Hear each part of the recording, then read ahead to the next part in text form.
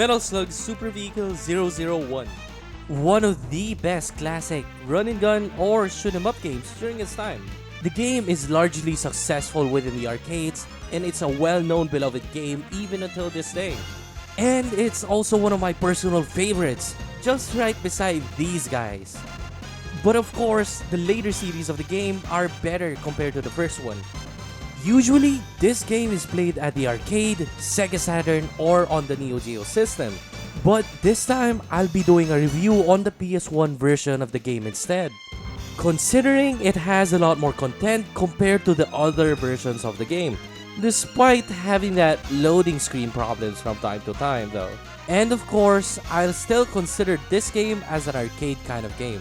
This is K1PM, and today I'll be doing a full-on review on one of the best classic games during its time.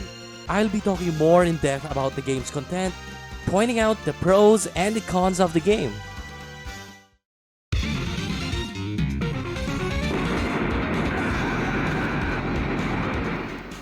Metal Slug Super Vehicle-001 is the first game within the Metal Slug series that was released on the year 1996 on the arcade back then. And later on, it became available on the other different consoles such as Neo Geo CD, PlayStation 1, Sega Saturn, etc. And now it's even available for the PC on Steam. The game was made by Nazca Corporation, a group of employees that left from IRM Corporation to develop their own set of games, ever since IRM Corporation stopped developing of new video games. And it's a good thing they do though. Without that firm decision made by IRM Corporation, Metal Slug probably wouldn't exist by now. Just an opinion of mine though. Metal Slug is a run-and-gun arcade type. Back in the days, there were a lot of these kinds of games, such as Contra, Gun Force 2, Metal Warriors, Sunset Riders, Rapid Reload, so on and so forth. Metal Slug, on the other hand, stands out from all the rest with its overall quality. The immense amount of detail that the game has, along with its enjoyable gameplay, what made me really appreciate of how the game is. That it became one of my favorite and memorable childhood games back then. You start off playing the game as either Marco Rossi as the player 1 or Tarmo Roving as the player 2, depending on which one you prefer. Heading on the front lines straight ahead and facing off against a rebel army on your own, or with a friend if you got someone to play with.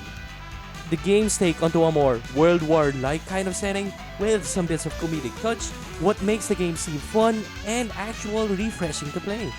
Revisiting this old classic game was actually fun, to be honest. Despite how old the game is, the quality of it is still on par on today's standards. The game's difficulty, however, may seem hard for some people, considering this game is made for the arcade back then, and arcade games is meant to be played at a harder kind of difficulty. Although, to be fair, there's a lot more unfair run-and-gun games back then, while Metal Slug, on the other hand, managed to balance it out properly. Well, in most stages, that is.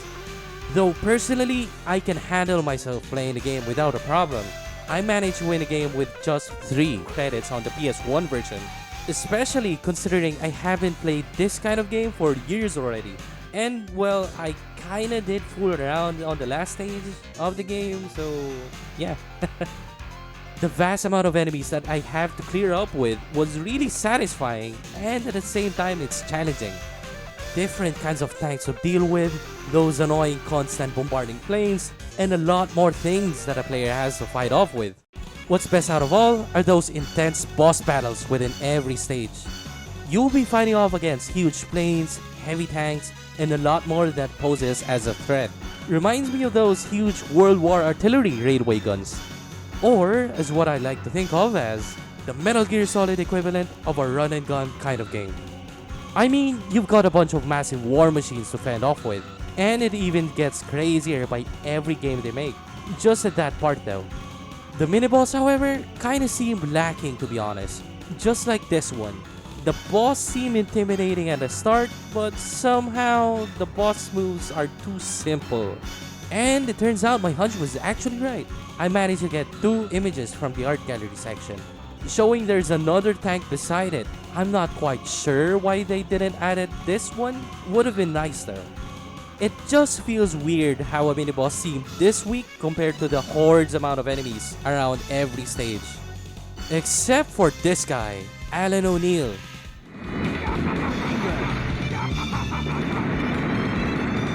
He's cool on my book, a memorable boss that keeps on coming back within every series. The game only gives you 3 lives per credits you have. By means of credits, I mean coins, or quarters. You could stack it up as much as you want in-game, but on the PS1 version however, you can only have 5 credits in a single run. That goes the same way on the other player. The Super Vehicle-001, or known as Metal Slug, is the iconic part of the game. That cute little mobile tank that drives the enemy away, that can jump and can do a self-destruct special. That annihilates the enemy at a huge amount of damage. If it got damaged a bit, nothing but a good old gas tank would patch things up. I really love how the overall design of this tank, not only you can jump with it, but how the tank can take cover while the pilot can also throw its grenades while in it. It's crazy, at the same time I really like the idea. Even those small animations of how it gets damaged looks really good. See this frog on the bridge?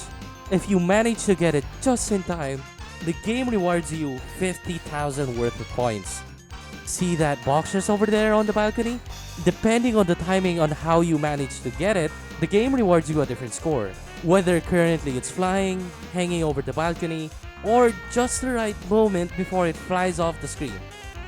That's one of the unique things I've seen for a game that keeps on track on a player's score. It's a small detail that they added within the game that makes the game a bit more interesting. Especially how each of those item points looks different from each one of them. What's unique about this game are the inclusion of the POWs, or prisoners of war. There are a bunch of them within every stage of the game that you could rescue for a bunch of bonus points, or you could actually get different weapons from them. It's either heavy machine gun, shotgun, flame shot, rocket launcher, or you could get some bomb crates to refill your grenades or cannon shots for the tank. Some of them can be really hard to find though, since the developers hide them within an absurd area without any clues or such. And the only way for you to find them is by shooting everywhere. At the very least, they should have added a few hints there. Kind of feels random at times, you know? Kinda like this one. How would I know there's a secret there? Right? While those POWs can be annoying at times, to be honest. When you let them free, they'll constantly move around the area, to the point you can actually miss them if they suddenly run off the screen. It's kinda nice that they added that kind of feature, but at the same time it can be annoying, forcing the player to get them as soon as possible despite the incoming danger. Or, at times when you free them too early, they'll just fall off the stage. The art and level design of each stages are fantastic. It's one of the best pixel art I've seen back then and even until now.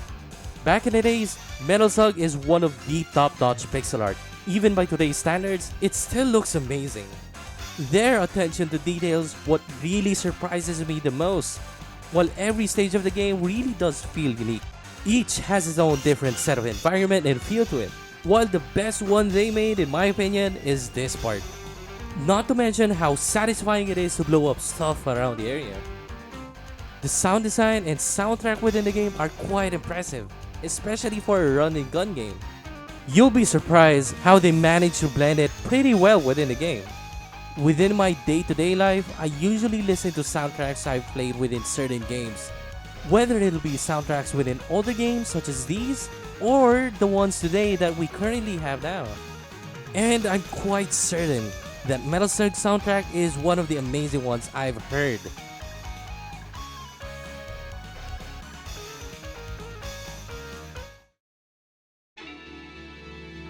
One of the few things that seem to be forgotten by many, even fans of the Metal Slug series, is how fulfilling the game's ending credit is.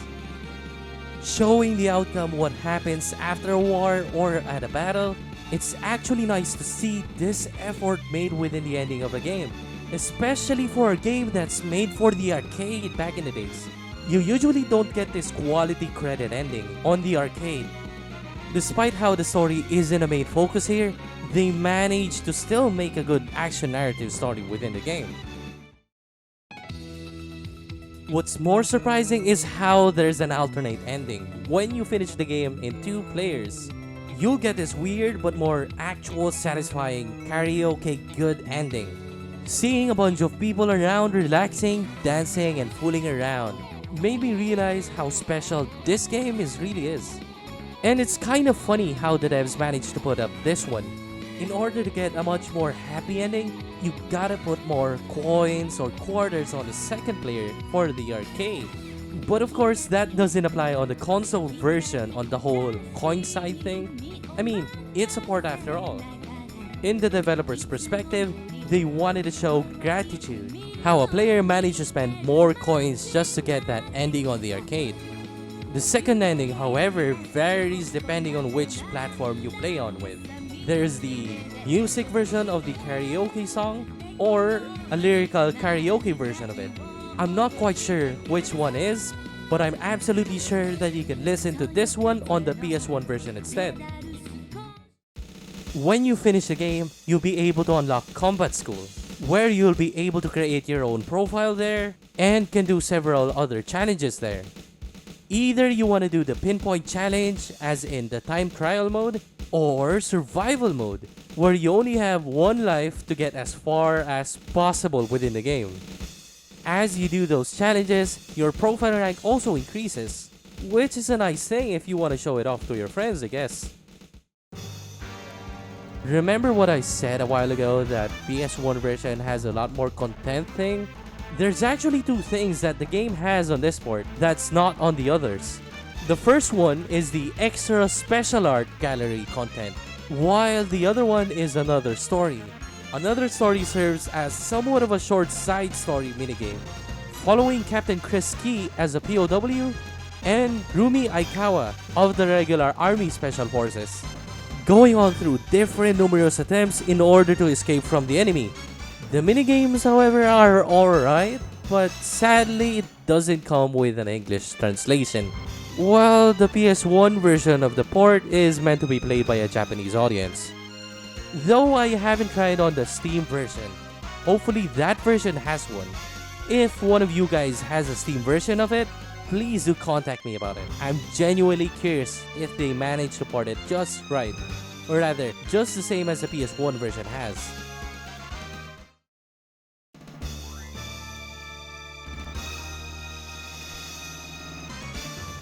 That's why I give this game a rating of 8.3 out of 10.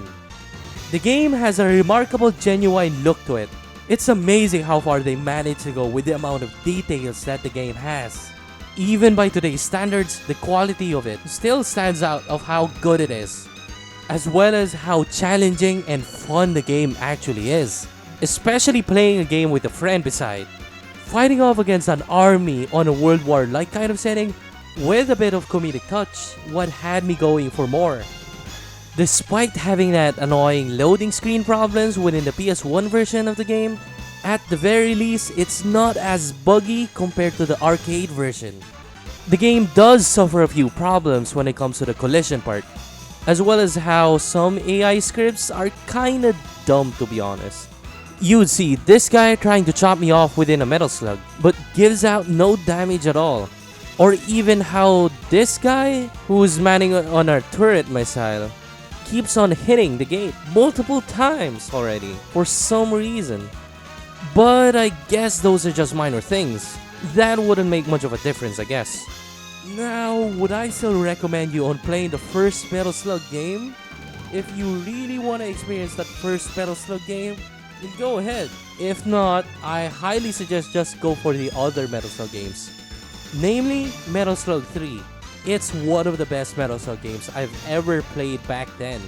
Me and my brother love that game, that we played it back then on the arcade. If you really plan on playing the game, I suggest you could buy it on Steam instead. Good thing SNK, the current owner of the Metal Slug series, still managed to port the game pretty well, I think. If you want to see the ending and a playthrough on the first Metal Slug game, you could actually see my other video of my full playthrough of the first Metal Slug game. as the player 1 or playing it with my brother as 2 players. I even got both of the ending there. So, what do you think about the video I've made? If you want to see more indie game reviews or old classic games of the past, such as these, be sure to subscribe and stick around on my channel. You can also follow me on my Twitter page for more updates on the things I talk about and see one of my 3D models that I do from time to time. This is K1PM, and I bid you farewell.